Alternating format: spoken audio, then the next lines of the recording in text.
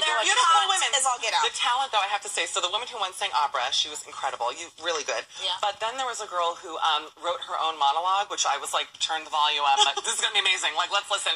And she came out in a nurse's uniform and basically read her emails out loud. And shockingly did not win. I was like, that's not a real Seriously? talent. I swear to God. Why does she have a doctor's stethoscope around Was it about that? She helps patients with Alzheimer's, which I know is not funny, but I swear you had to see it. Like, Google it if you can. There was a woman playing violin, a new... Colorado!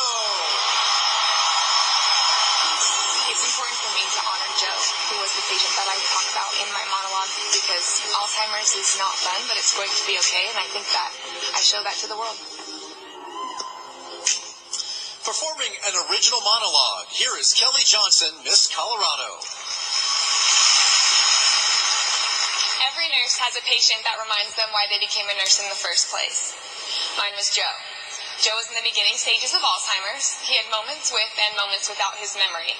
But the hardest part about the aging condition for Joe were his night terrors. He would wake up in the middle of the night screaming absolute bloody murder. But if I just went into his room and sat with him for a little while, I could usually calm him down. But then he wanted to talk.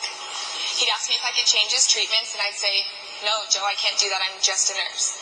Well, what about my medications? Can you fix those? And I'd say, no, Joe, I can't. I'm just a nurse. But because I couldn't do those things for him, we connected on other levels. He'd ask me about volleyball, and we'd talk about his grandbabies, and he'd tease me about being the only nurse on the unit that can reach the gauze on the top shelf. It was a lot of laughs with Joe. But one night, everything changed.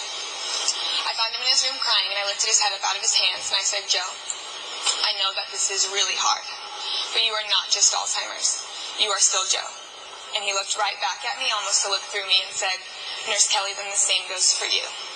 Although you say it all the time, you are not just a nurse. You are my nurse, and you have changed my life because you cared about me.